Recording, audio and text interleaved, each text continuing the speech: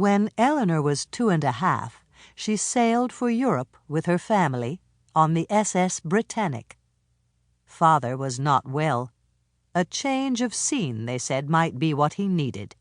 But the first day out, in a thick fog, the Britannic was rammed by another steamer. Eleanor, screaming, was dropped from the deck high above into the arms of Father in the pitching lifeboat below. From that day forward, she was terrified of the ocean and of heights as well. Eleanor was left behind for the summer with Great-Aunt Gracie when Father and Mother sailed again. At home, most of Eleanor's waking hours were spent alone with her nanny, who spoke to Eleanor only in French. When she and Nanny went to the park, the nannies would gather together to gossip. But while other children played happily, Eleanor clung close to Nanny's skirts. Strange children frightened her.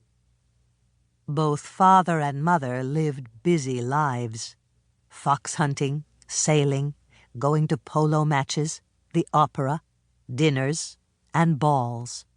Eleanor loved to watch her mother dressing for parties.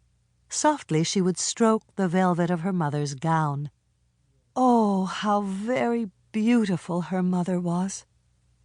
But Eleanor was not. She knew it.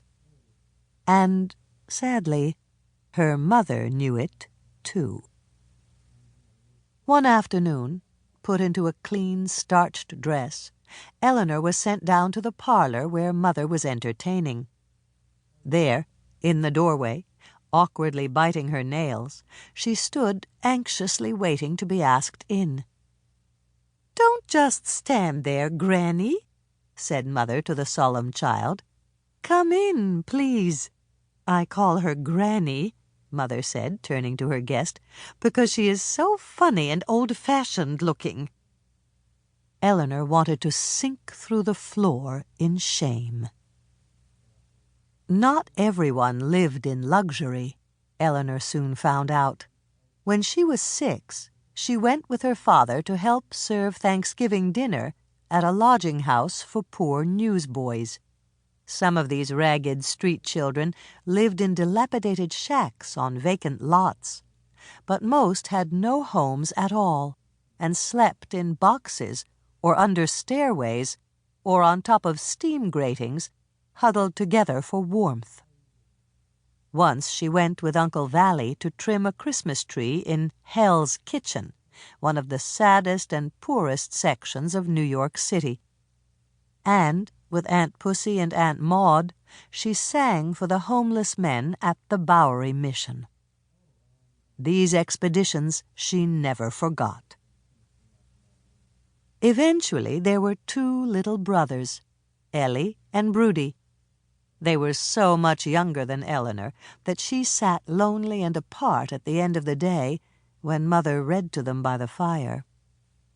Soon after the younger brother was born, Father left home. His wild ways had failed to suit the family. But nobody explained anything to Eleanor. Mother died of diphtheria when Eleanor was 8. Eleanor and the little brothers, alone now, moved to the big house on West 37th Street, where Grandma Hall lived with her children, Aunt Pussy, Aunt Maud, Uncle Valley, and Uncle Eddie. That same winter, Ellie died, too. One spring day, Father unexpectedly reappeared. Eleanor found him sitting in a big chair in the dim library. He was dressed all in black and looking very sad.